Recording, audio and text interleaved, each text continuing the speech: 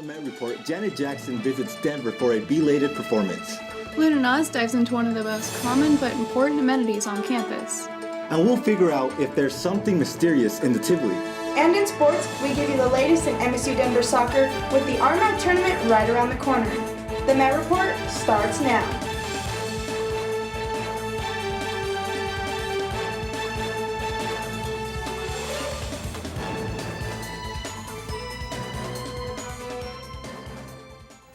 Thank you for joining us on the Met Report. I'm Tony Almanza. And I'm Haylie Kouri. No doubt you've run into a few monks on campus handing out books or beads. Recently, a man dressed as a Buddhist monk was handing out a little more than that. Auraria police are investigating a reported strong-arm robbery that took place between the King Center and the Plaza building. The suspect was dressed in an orange trench coat or robes and a bucket hat when he grabbed the victim by the back of the neck and asked for money. He apparently held a sign that said peace and asked for a donation before accosting the victim. The police are still searching for an Asian male in his 40s with a wrinkled face and a black mole. Wednesday marked the 29th National Coming Out Day. On the Auraria campus, the LGBTQ students celebrated by hosting a discussion panel and even played some Jeopardy! Connor O'Leary talked with some of the students in attendance. 11th was the 29th National Coming Out Day. The day celebrates being open about your sexuality with those that are close to you. The day also serves to raise awareness of the LGBTQ community and their goals. People seem to think that coming out only happens once, that you just happen to one day say, oh, I guess I'm LGBT now, and that's the end of it. But coming out is a lifelong experience. A lot of people in the community come out every day. To celebrate the day, the LGBTQ Student Resource Center put on an event that took place in the Tivoli Turnal. In an effort to increase understanding of the LGBTQ experience, the event featured a panel, a Q&A section, and a game of Jeopardy! The panel consisted of 5 Auraria students who talked about their experiences as members of the LGBTQ community in an effort to spread understanding. The less ignorance there is, the more happiness this world can have. The event emphasized the uniqueness of a person's coming out experience. The coming out experience is an individual experience. It's not a monolithic experience where we all just say, we're out now, and that different identities influence how you come out, and your environment and how you grow up shapes how you choose to come out. The event cultivated an atmosphere of openness, and the Q&A encouraged participants to ask the panelists about anything they might be curious about. Whether you're a trans person having to use the bathroom that doesn't coincide with your gender because of stupid legislation, or you're non-binary and you're going to the doctor's office and you can't check off the box of male or female because it doesn't apply to you. Coming Out Day was a show of acceptance on the Auraria campus. For the Met Report, I'm Kouri O'Leary. College campuses across the U.S. have employed emergency towers as a prominent security feature for student safety. Luna Nas has more on these emergency towers how they work here on the Auraria campus. As you venture the Auraria campus, you are bound to see the highly visible orange emergency towers. There are 65 of them scattered throughout campus, intended to ensure student safety. If anybody's ever uncomfortable on campus, has a crime to report, sees a crime in progress, feels very uncomfortable about something going on around them, they should use it. So they should kind of view it as like calling 911. When emergency tower is activated, you are immediately connected with Auraria police, where they can pinpoint your location using cameras all around campus simply by pressing the emergency button. Auraria 911. Our dispatchers can move our video cameras to cover that area and look specifically at what's going on. And we always dispatch at least one officer to respond, even if it was pushed by mistake. With the emergence of safety apps, some universities are considering removing the towers, like the University of Colorado Boulder, who removed them last year. In our environment, the reason why emergency towers are a good solution for us and better than switching completely to an app is that we're in the heart of downtown Denver. We have 2 major light rail stops on campus. We have bus stops. Our parking lots are used for events at the Pepsi Center a couple nights a week. They're used for large events at Mile High Stadium. And so we have a lot of people who come to our campus that may need help or assistance that would know nothing about the app. The emergency towers are here to stay for now and will remain an important element in MSU Denver's campus safety strategy. For the Met Report, Luna Nas. Under the last full moon, the St. Cajetan Church held a celebration for the Mid-Autumn Festival. Families and friends reunite to feast and give thanks for the special occasion, also known as the Moon Festival. Traditional food like cakes and noodles were given to everyone. Games were played on stage like taste tests, where the contestant would guess what they were eating. The church was decorated with lanterns and songs were played for the performance of participating students. Some acted in a skit, sang a song, or danced. MSU Denver's men's and women's cross-country team raced their home invitational this past Saturday at Washington Park. The men's team ran the 8K and took first place out of 8 teams. Metro's top runner, senior Brandon Karji, took 4th place overall with the time of 26:10. Junior Sabrina Rauter led the women's team with a time of 24:34, placing 11th overall. The women's team finished 2nd out of 5. The next meet for both teams will be the RMAC Championship. If you're in need of a job, MSU Denver helps students and alumni with the job search. Every Wednesday, inside TIVOLI room 215, the Student Union hosts a job search meetup to help students and alumni obtain techniques in the job market. Participants receive help with resumes. They also assist where to look for a job, help with resumes, and also hold mock interviews. Along with that, they set aside some time to actually do a job search. If you would like to be a part of this workshop, please be sure to reserve your spot through the MSU Denver website. If you're someone who puts a lot of stock into the campus safety report, the results might make you feel a little more secure on campus. The report released shows that overall incidents of crime are slightly down from the previous year. Sexual-based offenses are down from the previous year. This includes cases of rape and fondling. Incidences of robbery on campus increased from 1 in 2015 to 4 in 2016. There were a total of 4 hate crime reports, which increased from 2 in 2015. The biggest statistical decrease in crime came with drug violations, which went from 60 in 2015, which are down to 39 in 2016. Flu season has arrived in the U.S. and public health officials are warning that this year's flu season could be worse than usual. 221 cases have already been reported compared to just 71 cases we saw last year at this time. Health officials say getting a flu shot is the best way to prevent the flu, and now is the best time to get one because cases are still low. Other preventable measures include washing your hands frequently and covering your nose and mouth when you cough and sneeze. The young and elderly are more at risk for serious complications with the flu. If you're feeling sick, you can make an appointment with the health center at Auraria. The most important thing is to get your flu vaccine. So we offer the flu vaccine usually starting in September, going through October. I know we only have several hundred left, so if you want to get your flu vaccine, now is the best time. Metropolitan State University prides itself on bringing an educational experience that is diverse, exciting, and unique, and the same description may be used for the university's academic staff. Met reporter Wendy Mills had the chance to speak with Professor Carolyn Richards of the Communications Department about a very interesting activity. Almanza & Co. is a French theater troupe here in Denver. It was founded in 1978. We've been producing plays for 30-some years.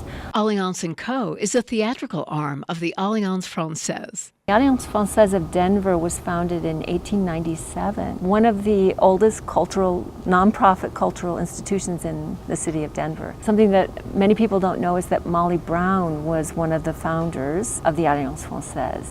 She had a connection with France. She went over and served doing restitution after World War I. Carolyn Richards teaches technical communications and different aspects of television production. She is practically fluent in German and fluent in French.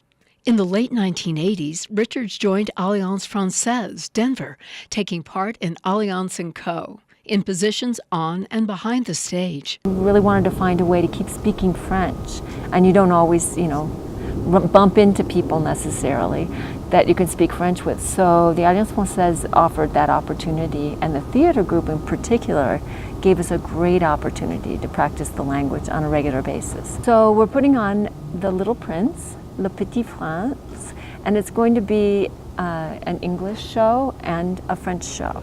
so you can choose to go to one or the other. The production is scheduled to be presented at the King Center on the Auraria campus in November. For the Met Report, Wendy Mills. Halloween is almost here, and if you're not in the mood yet, maybe this video will put you in the spirit. The TIVOLI Brewery posted this video on Facebook with something appearing on the left-hand side of the screen. Do you see it? Well, the general manager says he was in the tap house with nobody downstairs. Now, it does look like a shadow, but some are saying it may be a bug in the camera lens. Regardless, the TIVOLI does rank among the most haunted places in Colorado for some paranormal investigators.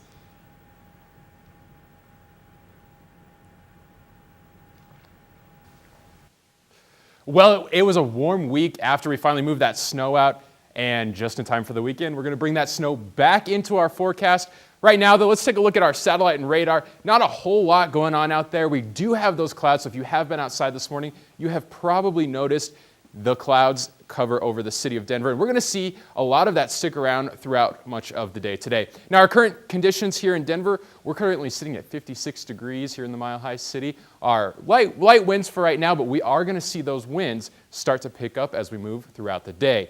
Now, our averages for the day, 67 and 38. We are above average temperatures today. 78 degrees is going to be our high temperature, so get out and make sure that you're enjoying that. Our records, 87 and at 10 degrees. Thankfully, nowhere close to that today. So, we're going to see our high temperature at 66 degrees under mostly sunny skies. Again, we're going to kind of keep those clouds in throughout a lot of the day today, and they're going to stick around for the weekend as well. So, if you are heading out tonight, you're going to want to make sure you have that jacket. We are going to be at 52 degrees at 8 o'clock. However, as the night moves on, our temperatures are going to drop as we typically see this time of year, and that is going to make you cold if you are not prepared properly. Again, 42 degrees is our low tonight under clear skies and light winds. Now, as I said, those winds are going to change, and we are going to pick those gusts up by tomorrow, and that is with a cooler trend that we're going to see again just in time for the weekend. And so coming up, we'll talk about that, plus what the next work week ahead has in store. Coming up next, some unexpected visitors were welcomed in Alaska. And a jaw-dropping event that stopped everyone dead in their tracks.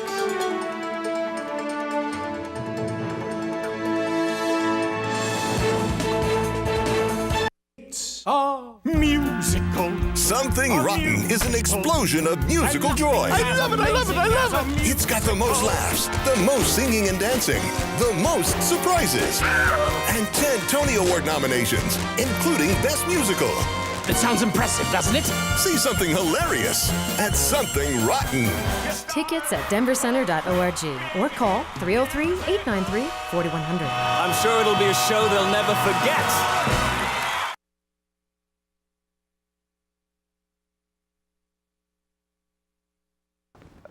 Early last weekend, Denver transformed into a city of the walking dead. Alina Perry got a chance to walk with the dead. The morning of October 7th began like any normal day in downtown Denver. Well, that was until the undead took over the city. The 12th annual Zombie Crawl brought thousands to the 16th Street Mall. This event included all ghosts and ghouls, both young and old. I caught up with one of the Zombie Crawl coordinators to see what makes this spooky event so popular. Zombie Crawl is a fun event for all ages where everyone can dress up as their favorite zombie, a variation of their zombies, and hang out at Skyline Park, visit some vendors, get some makeup done, and then crawl down the 16th Street Mall. The Zombie Crawl gives Denver the opportunity to bring out their creative and, well, their scary side. But if you forgot your zombie makeup at home, makeup artists came from the Asylum and the 13th floor haunted houses to help everyone achieve that perfect zombie look. The rest of the day was filled with scary vendors, costume contests, live music, and lots of practice perfecting that zombie walk. And, of course, the favorite tradition to end the Zombie Crawl each year is to always have the undead get down to Thriller. For the Met Report, Alina Perry. Arrest warrants have been issued for 10 students at Louisiana State University for hazing in connection to the death of 18-year-old Maxwell Groover. The alleged hazing incident occurred last month after Groover was forced to drink playing a game called Bible Study. Witnesses said they noticed Groover was highly intoxicated at some point after midnight and laid him on the couch. Before leaving for the night, Groover was transported to a hospital the following morning where he was pronounced dead. An autopsy revealed that Groover's blood alcohol level was more than 6 times the legal limit. The members of the Phi Delta Theta fraternity are being charged for hazing, with one facing an additional charge of neglect homicide. A few Alaskans got a special surprise when they saw a pair of animals in an unexpected place. A pair of beluga whales were seen swimming in Ship Creek, Anchorage, Alaska. Belugas live and thrive in the icy sea waters near the Arctic. Seeing a mother and calf in fresh water is rare and allows for a unique chance to capture images of the animals up close. Beluga calves are typically gray when born. You can clearly see the difference in color between the mother and calf. Yemen is facing one of the worst cholera outbreaks in history, with 750,000 suspected cases across the country. Cholera is an infectious and fatal bacterial disease which can be contracted from infected water. Yemenis have developed weak immune systems due to the contaminated water and expired food, since clean resources are unavailable. The World Health Organization stated that this outbreak is suspected to get even worse. Community health volunteers are hoping to help by providing jerry cans and education on washing hands properly. The Denver Nuggets finished the preseason with a record of 3-2, defeating teams like the 2017 NBA champions Golden State Warriors and the Los Angeles Lakers. The Nuggets took to carry that momentum through the regular season, as the start of the NBA season is just around the corner. The Nuggets begin regular season next Wednesday as they head to Salt Lake City to face the Utah Jazz. This year's team looks like they're finally ready to compete for a playoff spot after having missed the playoffs last year. The season hasn't begun yet, but Nuggets fans can't wait to see the newly acquired All-Star Paul Millsap will bring to the team. Fan favorite Nikola Jokic played well for the Nuggets last year, as the team's best player looks to continue his good performance for the team after playing well during the preseason. Since June, the Union Station has been holding a farmers market every Saturday for businesses across Colorado. Stalls sell a variety of goods from coffee and flowers to organic mushrooms and other crops. Locals have a chance to walk around, look at different produce, and learn more about these businesses. The Boulder County Farmers Market has hosted this event in other locations since 1987. The Denver's Farmers Market just started last year at Union Station and will continue for years to come.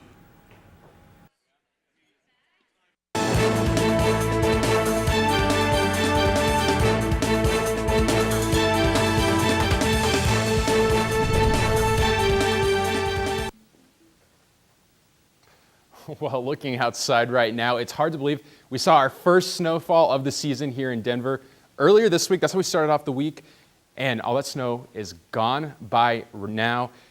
Not in the mountains, however. Our mountains are going to see that snow continue throughout much of the weekend. Now, severe weather threat is not anywhere close to Denver for this weekend. We're going to see that chance of severe storms all the way from Wichita up through Kansas City. We have our main threat with those storms are going to be large hail and damaging winds with lines of storms as they move through that area. Our high for tomorrow, 53 degrees. Now, like I said earlier, our wind is going to be the big story.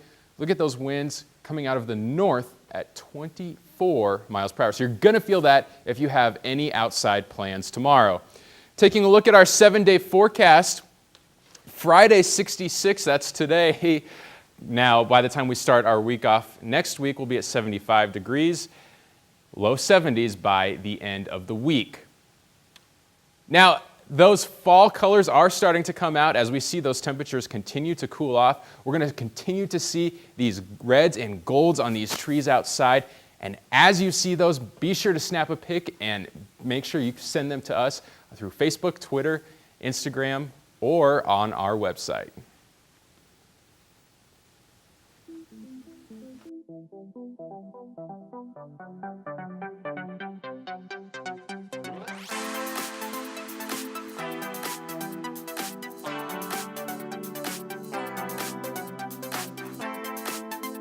Thanks for joining us on the Met Report. Bienvenidos a su noticiero TV Met.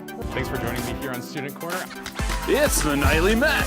And welcome to MSU Denver Lab.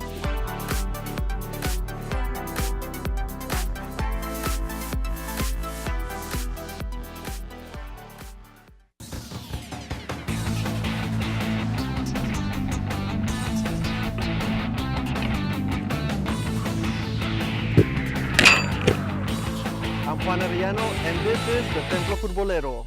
Y en esta edición les tenemos en las 65 ocasiones el Colorado, Guadalajara, Denver, Denver Cape. My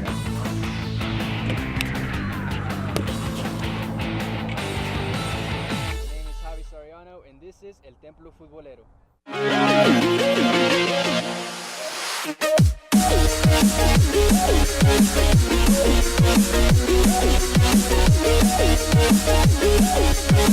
Met Radio on mymetmedia.com.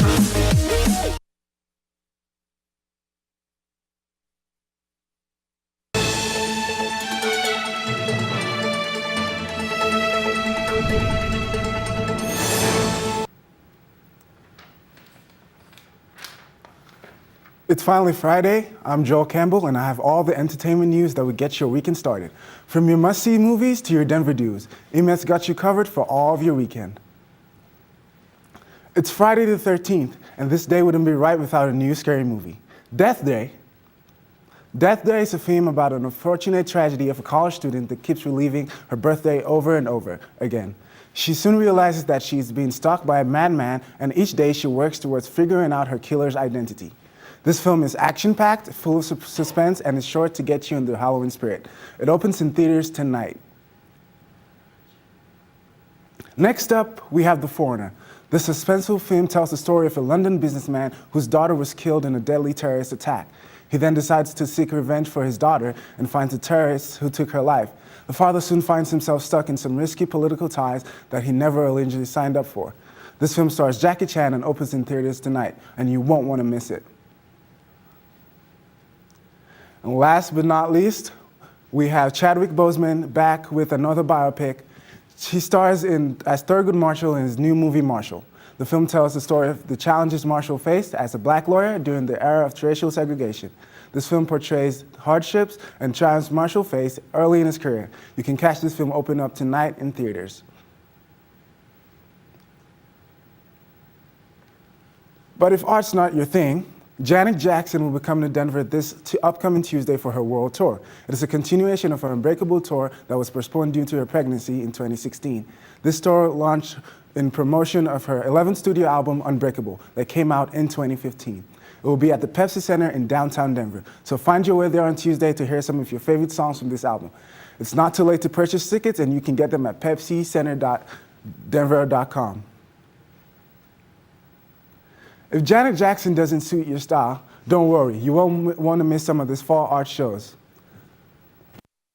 The Mid-Tierra exhibit showcased some of beautiful Mexican-American art. You can catch this exhibit at the Denver Art Museum until October 22nd, so catch it while you can. You'll also be able to see stunning drawings and paintings by the talented Allison Stewart and Heidi Young and Michael Warren Contemporary. These ladies have created intricate, colorful, abstract paintings based on natural subjects from life. And last but not least, we have the Waterline and Propagate shows. These shows filled with a variety of artists showcasing Native American environmental art. It happens to be right here on the MSU Denver campus at the MSU Denver Center of Visual Art until October 21st. You won't want to miss any of these. And thanks for watching EMET. Make sure you stay tuned because Sports with Celeste is up next.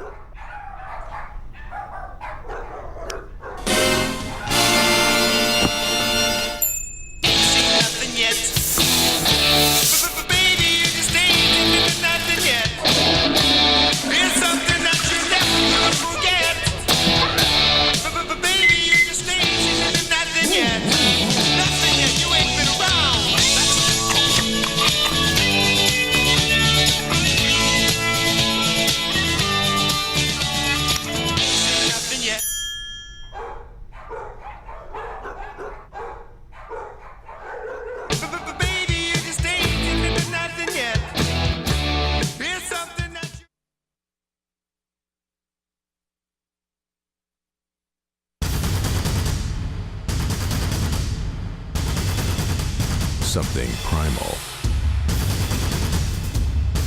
Something raw. Something otherworldly. Something wicked this way comes. It's Macbeth as you've never seen it. Tickets at Denver.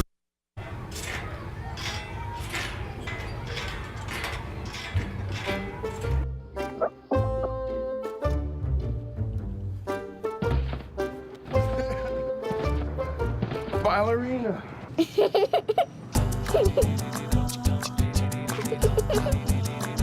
Sometimes all it takes to be a dad is remembering how to be a kid again.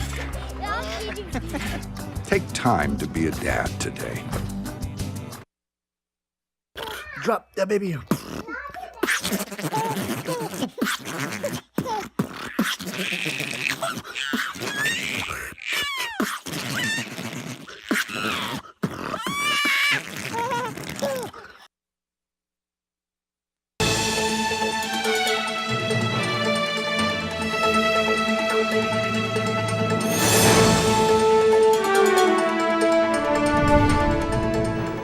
What's up, everyone? Celeste Zubia here with the latest in MSU Denver sports. The RMAC tournament for soccer is quickly approaching, so let's take a look on where our men's team is currently standing. After going 1-1 this past weekend, the team is in 4th place in the Rocky Mountain Athletic Conference with a 5-3 record in the RMAC and a 5-7 record overall. With hopes to host for the tournament, they have to stay in the top 4, so the rest of these games in the regular season are extremely important for the Roadrunners. Our men's team needs all the support they can get to finish out the regular season on a good note, so be sure to watch them play tonight at 5 o'clock here at the Regency Athletic Complex. And after 2 heartbreaking losses, just like Big Sean, our women's team bounced back-to-back this past weekend. Women's soccer hosted CSU Pueblo, and both teams were looking to get back into the win column. The Thunderwolves got some chances, but were unlucky to find the back of the net. As for the Roadrunners, the ball is assisted to sophomore Haylie McKenzie, and she's at the 1v1 with the goalie. She kicks it, and goal! MSU Denver is up 1-0. Then the Thunderwolves with an opportunity, and a weird call is on Emily Romer, and that will result in a penalty kick. They will unfortunately tie it up. And halftime was a battle between the two teams with the constant opportunities to recover. Over till, but it's not over till, sorry guys, we're having some technical difficulties, but don't worry, because with 10 seconds remaining, Elise Bounard kicks it in from the corner, and McKenna Broussard gets ahead on it, and she scores. She scores with 4 seconds remaining. MSU Denver gets the dub in a nail-biter, 2-1. Just how we recover and how we transition from that. So, I mean, that was a battle to the last 89 and 56 seconds. So it was a hard-fought battle.